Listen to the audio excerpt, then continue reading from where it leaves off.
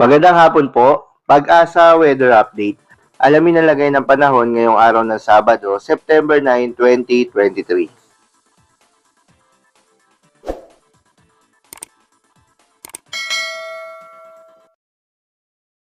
Sa kasalukuyan ay patuloy na umiiral itong hanging habagat sa may kanlurang bahagi ng Northern at Central Luzon, bagamat mahina po yung epekto ng habagat sa ngayon, kaya naman inaasahan natin na sa buong maghapon ay magiging maliwalas naman yung panahon at may mga pulupulong mga pag-ulan, pagkidlat at pagkulog lamang na mararanasan sa iba't ibang bahagi ng ating bansa. Samantalang sa ngayon ay meron tayong nakikitang clear area dito sa may silangang bahagi ng Southern Luzon. Ito po ay isang high pressure area kung saan yung hangin po ay papalubog at napipigilan po nito yung mga convective o yung mga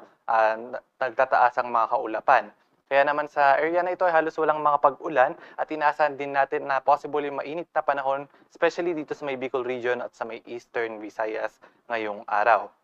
At sa labas naman ng ating PAR ay meron tayong minomonitor na cloud clusters at ito po sa ngayon ay mababa po yung tsansa na maging isang bagyo within the next 24 to 48 hours. Ngunit patuloy po natin itong imomonitor sa mga susunod pang mga araw. At para naman sa magiging lagay ng panahon ngayong araw dito sa Kalakhang, Luzon, inaasahan pa rin natin ang magiging maliwalas yung panahon, may kainitan pa rin sa tanghali at sa hapon, at may mga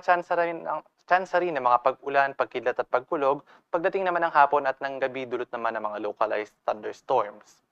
Agwat ng temperatura sa may lawag nasa 25 to 33 degrees Celsius, sa may Metro Manila at sa may Tuguegarao nasa 24 to 33 degrees Celsius, sa may Baguio City 17 to 25, sa may Tagaytay 22 to 31, at dito naman sa may Legazpi nasa 25 to 34 degrees Celsius, at sa Kalayaan Islands at sa Puerto Princesa ang agwat ng temperatura ay nasa 25 to 32 degrees Celsius. At para naman sa magiging lagay ng panahon dito sa Kalakhang, Visayas at Mindanao, generally fair weather conditions din ang mararanasan sa buong maghapon at may mga tsansa lamang ng mga afternoon rain showers and thunderstorms.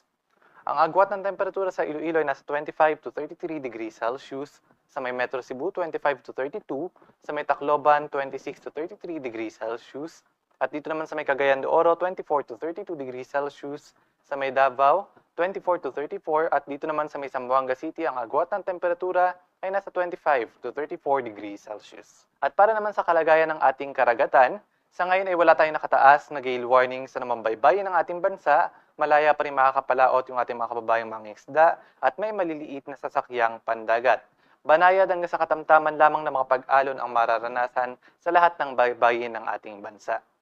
At para naman sa ating 3-day weather outlook para sa mga pangunahing syudad ng ating bansa, inasa natin na sa malaking bahagi ng ating bansa hanggang sa araw ng Martes ay generally fair weather conditions pa rin ang mararanasan at may kainitan sa tanghali at sa hapon, may mga tsansa pa rin ng mga pulupulong mga pag-ulan, pagkidlat at pagkulog, dulot yan ng mga localized thunderstorms. Magamat pagdating ng araw ng Tuesday o araw ng Martes, possible po na maging maulan sa hapon sa may kanlurang bahagi ng Luzon dahil unti-unti pong lalakas itong hanging habagat.